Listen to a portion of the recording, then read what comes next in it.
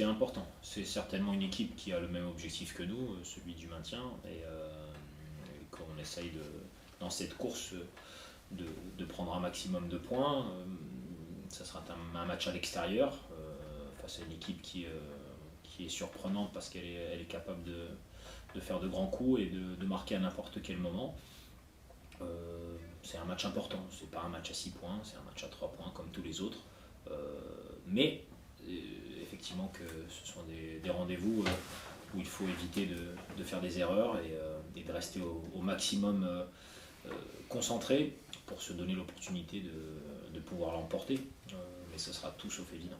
J'aurais pas envie de faire un bilan après 10 journées. Je pense que c'est une continuité qu'il nous faut. C'est sur une continuité qu'il nous faut réfléchir. Il est évident qu'une victoire nous ferait beaucoup de bien après les résultats que nous avons enchaînés en Lille, Marseille et Lens. Retrouver cette sensation, cette joie dans le vestiaire, ce plaisir d'avoir les efforts récompensés.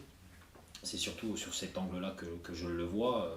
Maintenant, plus tôt on prendra les points, mieux on se portera et on pourra travailler sans avoir une chape de plomb au-dessus de nous. Mais bon, on verra ce que le match va donner. Je ne tirerai pas de bilan au bout de 10 journées. Pour l'instant, on est là, on arrive à faire des performances de bon niveau. Je pense que le match de Lens doit aussi nous montrer la direction à suivre et continuer sur cette dynamique-là. Après, ça reste du football, c'est aléatoire et qu'il y a des moments et des événements qui peuvent perturber les plans de jeu, mais en tout cas, on a confiance dans ce groupe et dans ces joueurs et on y va avec beaucoup d'envie. Oui. Très convaincant sur les deux phases de jeu, aussi bien défensivement que devant et dans la manière de jouer, beaucoup de simplicité, des joueurs qui ont l'esprit collectif sur la phase défensive parce que envie d'avancer ensemble, de défendre ensemble, et puis de l'autre côté, beaucoup de sollicitations, de mouvements, d'interaction avec le ballon et sans ballon entre les joueurs, donc une équipe qui a envie de fonctionner ensemble. Et c'est peut-être sur ça que mon attention est retenue, cette volonté d'être une vraie équipe en jouant un football simple, en mouvement, relativement efficace pour se produire des situations. Alors, on ne les a pas finalisées, mais malgré tout, c'est certainement le match dans la saison qui aujourd'hui m'a donné le plus de satisfaction sur la qualité de notre jeu et sur le plaisir que j'ai eu à regarder nos joueurs performer. Se dire aussi que c'est pas le même match qui nous attend à Metz, que c'est pas la même ni organisation tactique, ni le même contexte, et qu'il sera nécessaire d'adapter ces éléments-là, mais il y a des principes fondamentaux qui ont fonctionné et que nous devons essayer de maintenir. Ça semble être une évidence. Mais ne pas se tromper, se dire ça va être exactement un copier-coller et qu'on pourra faire exactement pareil, non, ça ne sera pas le cas, il y aura d'autres éléments, il y aura d'autres types de ballons à défendre que nous n'avons pas eu à défendre contre Lens, et au contraire probablement des espaces différents à utiliser, mais tout ça sur la base d'éléments, on va dire, stratégiques globaux qui ont été bons et qu'il est nécessaire pour nous de maintenir. En tout cas, bien comprendre l'importance de ce rendez-vous, aussi savoir que nous sommes à l'extérieur, qu'il y aura aussi un petit peu d'ambiance et répondre de manière convaincante sur une bonne centaine de minutes. Monaco finalement a la maîtrise toute la rencontre, mais si on regarde les moments clés, au final Metz marque ce but de loin, mais il y a aussi deux énormes occasions sur transition, sur des séquences relativement simples, mais dans des joueurs de vitesse, de profondeur, des joueurs qui sont capables de faire des différences en 1 contre 1, des joueurs qui sont capables de marquer de loin. Donc le but peut venir de n'importe où, même dans les moments où tu les sens un peu plus en difficulté. Nous devons être attentifs à ça. C'est pour ça que je vous parlais de ne pas faire d'erreur, de ne pas faire d'erreur de vigilance, de ne pas offrir des pertes de balles qui pourraient nous coûter cher. C'est un autre contexte et c'est une équipe qui, même quand tu as l'impression que ça dort, il y a toujours quelque chose qui peut se passer. Donc le niveau de vigilance doit être très haut, mais nous aurons aussi nos opportunités de nous exprimer offensivement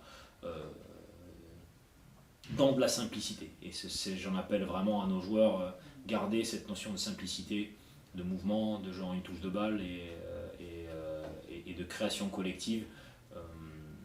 si on augmente notre nombre de touches de balle par joueur, nous aurons beaucoup de difficultés. C'est l'option, celle avec laquelle on a terminé le match avec Josué en piston gauche est une solution. En passant à 4, il y a d'autres solutions, certaines que nous avons testées sur des matchs amicaux notamment, avec d'autres joueurs qui peuvent occuper ce poste-là. Ça nous laisse quand même le choix quand Chris n'est pas là. C'est pour ça que nous avions aussi travaillé ces alternatives pour ne pas être démunis quand le problème survient. Et c'est tant mieux qu'on ait des solutions. Je pense que oui, il y a une réflexion qui est menée. Pas évident aussi de trouver les profils qui peuvent correspondre aujourd'hui. Il semblerait intéressant pour nous dans la suite de la saison d'avoir une seconde option sur le poste de latéral gauche, notamment dans un système à 4, parce qu'on n'est pas à l'abri d'une blessure ni de suspension. Peut-être même pour la concurrence aussi. Voilà. Ça serait certainement bienvenu pour tous les joueurs d'avoir une concurrence supplémentaire. Envisager aussi éventuellement qu'il y a la CAN qui pointe son bout du nez et qu'on n'est pas à l'abri d'avoir quelques joueurs absents. Donc si on fait l'addition de tout ça, oui, ça semblerait une idée intéressante sur laquelle il faut plancher. Mais encore une fois, ne pas faire juste pour faire et se dire on a pris quelqu'un, mais avoir une vraie solution. Moi, c'est le garçon, du moment où je suis arrivé ici, et si on regarde son niveau aujourd'hui, c'est celui qui a le plus évolué, le plus progressé, qui s'est le mieux adapté aux différentes demandes que nous avons eues. Il y a eu des périodes de doute, comme ça arrive pour tous les jeunes joueurs, parce qu'ils démarraient en très très peu de matchs pro. Je suis très très heureux de son évolution. C'est un garçon qui démontre qu'on peut lui faire confiance, qui est aussi capable de se remettre en cause. Et ça a été aussi la raison de sa petite absence, c'est qu'il avait besoin de comprendre et de passer par un chemin peut-être un petit peu plus difficile pour voir la réalité de ce qu'est le football et le football de haut niveau. Aujourd'hui, c'est le premier guerrier sur le terrain, c'est le premier à répondre aux attentes. Et tant mieux pour le groupe quand on a des garçons comme ça qui sont extrêmement connectés et qui veulent à tout prix tout faire pour que l'équipe tourne bien. Et nous sommes là aussi pour les accompagner, les aider, mais l'aide, c'est pas tout le temps faire confiance et les mettre dans une bonne posture et les soutenir, c'est parfois les bousculer un petit peu. Et certains en ont besoin et j'essaie de faire au mieux dans mon management pour que quand ils ont besoin de certaines choses pour prendre la bonne direction, on soit là pour les guider. Et il a répondu de manière exceptionnelle depuis qu'il est revenu. Il a vraiment une capacité tactique de compréhension des situations de très haut niveau, vraiment très haut niveau. Donc sa polyvalence, elle vient de là, c'est qu'il lit très bien, il comprend les instructions, il comprend le mouvement adverse et il arrive à les appliquer de manière très très pertinente. Il lui manquait ce calme technique, parce qu'il a le physique, il est capable de répéter, il va vite. Il lui manquait ce calme technique, pied droit et pied gauche, pour générer moins de pertes de balles. Je pense qu'on peut tous dire aujourd'hui qu'il a quand même progressé dans ce domaine-là et il arrive à maintenir le ballon en possession très très souvent en faisant quelques différences. Mais c'est quand même fort pour un joueur de son âge de pouvoir être à ce point-là polyvalent. Et sincèrement, il peut être performant à tous les postes. Il n'y a pas trop de baisse de régime, peu importe où on le met. Et avec si peu d'expérience, finalement, il n'a qu'une seule vraie saison derrière lui. En Ligue 2. En Ligue 2. Ouais, donc voilà, on se dit qu'il y a encore une marge de progression.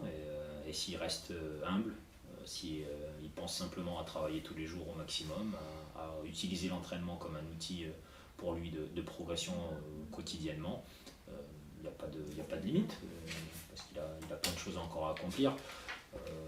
Et c'est comme ça que je le souhaite. J'espère qu'il arrivera à exprimer son plein potentiel, mais il n'y est pas encore.